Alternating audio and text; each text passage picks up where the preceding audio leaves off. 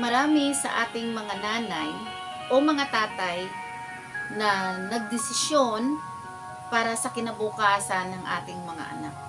Nagdesisyon na lumayo upang maghanap ng trabaho kung saan yung trabaho na mayroong sapat na kita para pagtustusan ang mga pangangailangan ng kanilang mga anak.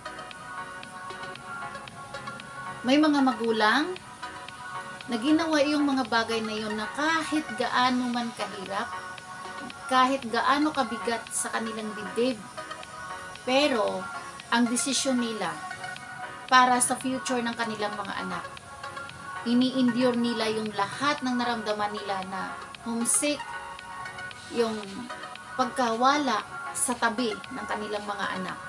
Napakabigat yan guys kung tutuusin.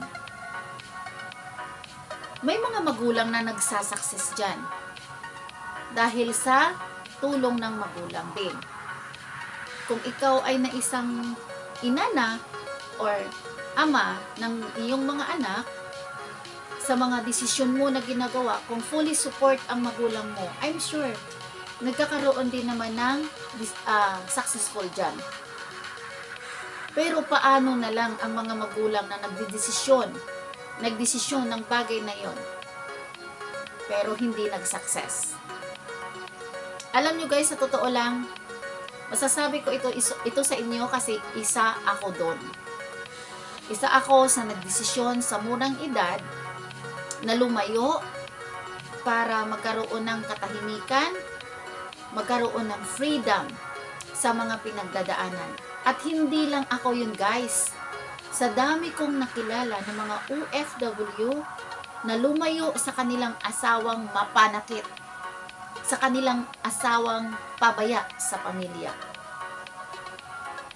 At ang masaklap doon, nasa sobra-sobra na nga ang hirap ng kalooban mo, pati katawan mo, pagbalik mo, mawalan ka pa pala. Kung bakit ko ito nagawa ang vlog na ito guys, kasi meron ako na-encounter ngayong araw on the phone sa mga pinagdadaanan ng isang tatay. Sa daming mga nanay na nabiktima bilang isang single mother sa karahasan na dinanas nila sa kanilang mga asawa. Pero guys, marami ding mga lalaki na tumayo bilang solo parent sa kanilang mga anak dahil din sa ginawa ng kanilang mga naging asawa or nanay ng mga anak nila.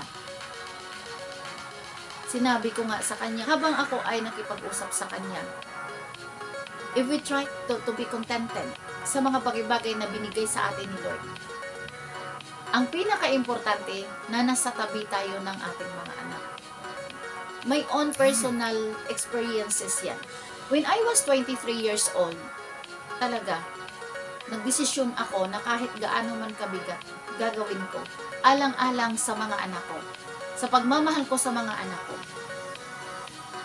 Na ang tinitingnan ko, ang future nila, and of course, ang future ko. Mahirap kasi pag tumanda tayo na walang-wala talaga tayo. Mahirap. Pag wala tayong maitanim, wala tayong aanihin. At ang mahirap doon, na mayroon naman lang tayong kakayahan na palaguin ang ating mga anak pala, pero hindi natin ginawa. Bandang huli tayo pa rin ang sisihin. Pero paano naman na tayo mga magulang, ginawa natin ang lahat para mag-isaayos ang ating mga anak, pero wala pa rin pala. Sa atin na lang mga magulang kung paano natin tanggapin ang mga failures sa buhay natin. Hindi lahat ng mga plano natin, hindi lahat na nais natin, kagustuhan natin, ay magsasucess tayo doon. Sabi ko nga, we have to count the blessings every day.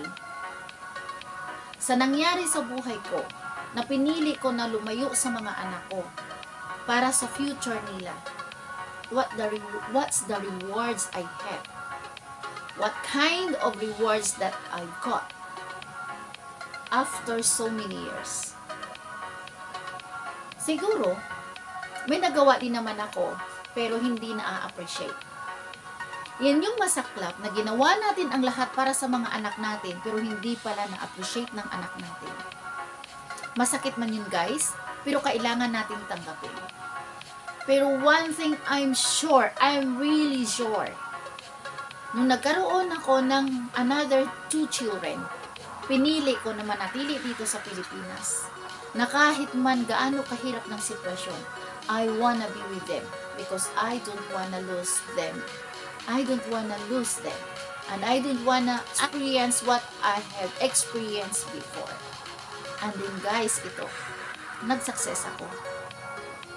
Shinare ko itong bagay, bahagi ng buhay ko sa kanya. At because of that person, I know that he also watching my video.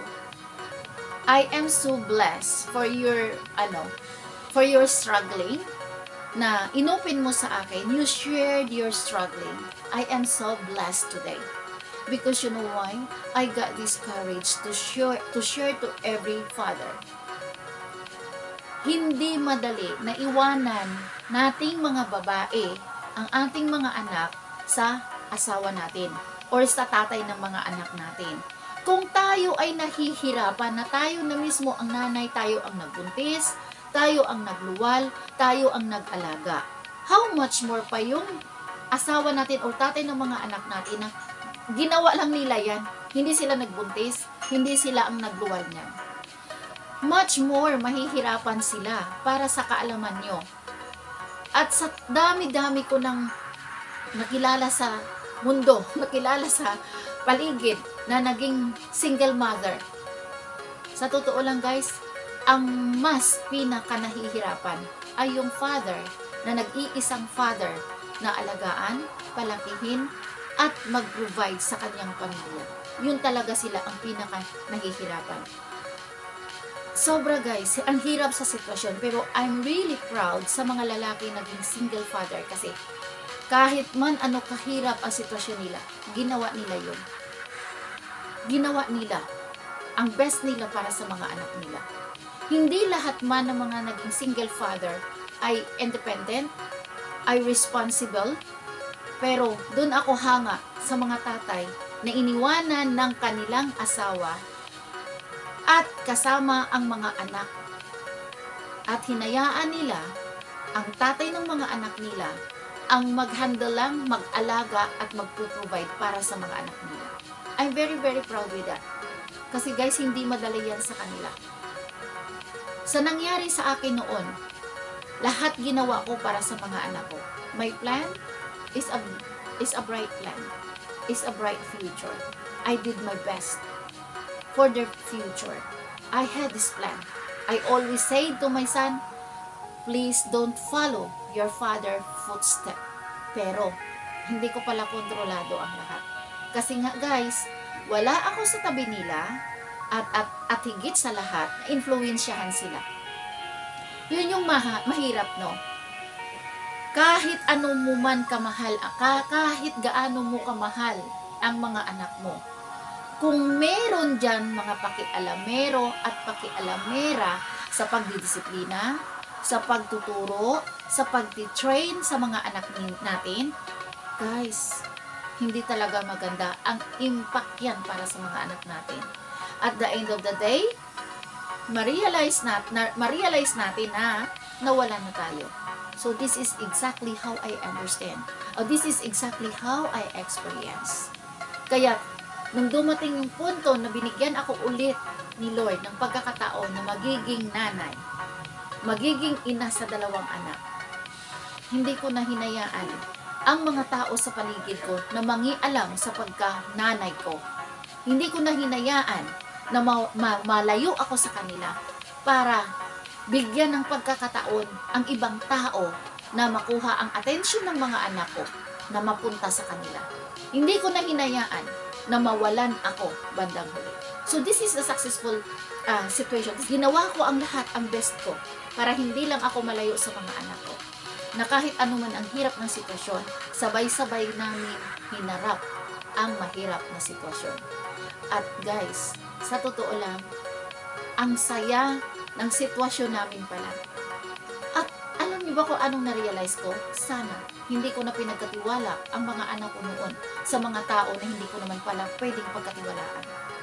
The greatest trust na makukuha natin sa ibang tao ayun ang pagmamahal na kahit anong nangyari, hindi nawala sa mga anak mo.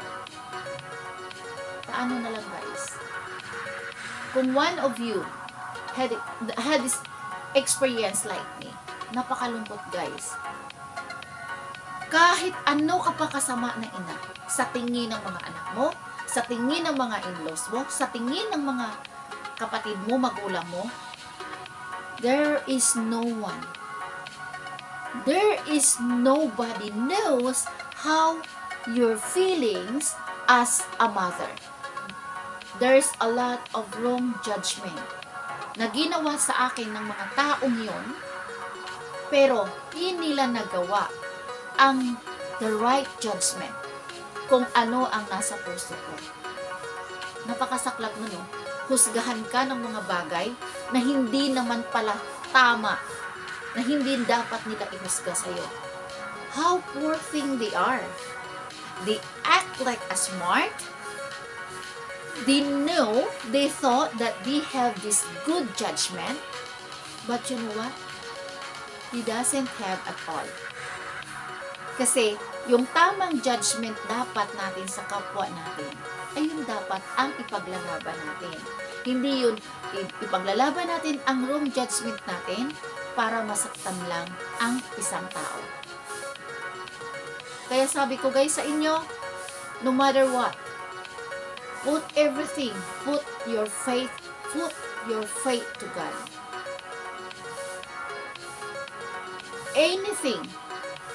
Anything what happened to you, put your faith and to God.